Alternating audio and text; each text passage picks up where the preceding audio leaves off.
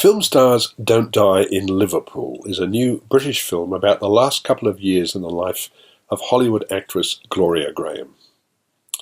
When I was a teenager, it was Gloria Grahame's smouldering presence in Oklahoma in 1954 that gave me a primal jolt. She was Ado Annie, the gal who can't say no, and she stole the picture. Grahame's career slowly fizzled away, and she spent a great deal of time in England, where she made a few films, and where, in 1979, she was acting in a modest West End production when she met Peter Turner, 28 years her junior, and embarked on a relationship with him. Film Stars Don't Die in Liverpool is based on Turner's 1986 memoir of the same name, and centres on the off-on relationship that ended with the death of the actress from cancer in 1981. It's an intensely emotional experience, grounded in the sharp differences between this odd couple, the worldly, experienced, former Hollywood star, and the struggling actor who comes from a humble Liverpool background. The perfect casting sees Annette Bening, who was never better in this, as Grahame, and Jamie Bell, once upon a time the hero of Billy Elliot, teamed as the unconventional lovers. And both are superb.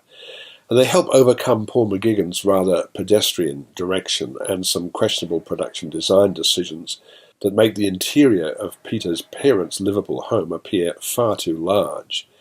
Just compare them with the interiors in Terence Davies' far more authentic Liverpudlian films.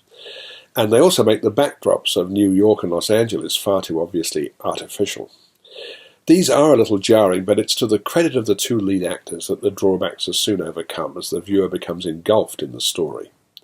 The pair meet when they're both tenants in a theatrical guest house in London's Primrose Hill, and one of their first dates is to see the movie Alien.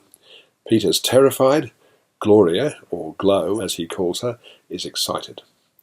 We're allowed insight into the excitement of a young film enthusiast, not only meeting an iconic Hollywood star, but making love to her, while the libido-charged Gloria is equally thrilled to find a satisfying lover who's not only young, but also devoted to her, or at least to her image.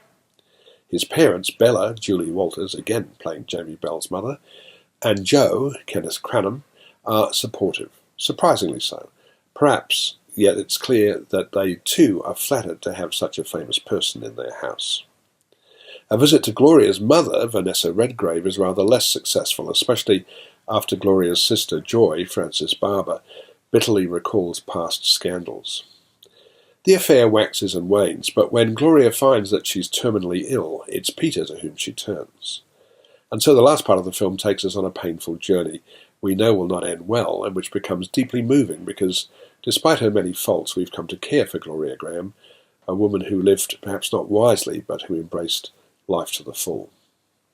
The movie ends with actuality footage of the real Gloria accepting her 1952 Best Supporting Actress Oscar from Edmund Gwenn.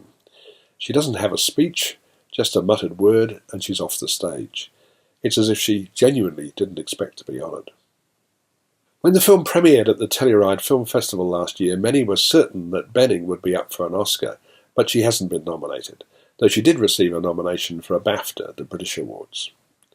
She delivers an unquestionably fine performance in a difficult role and is flawlessly supported by her co-star. They alone are reason enough to see this uneven but ultimately touching real-life romance. I'm giving it 4 stars.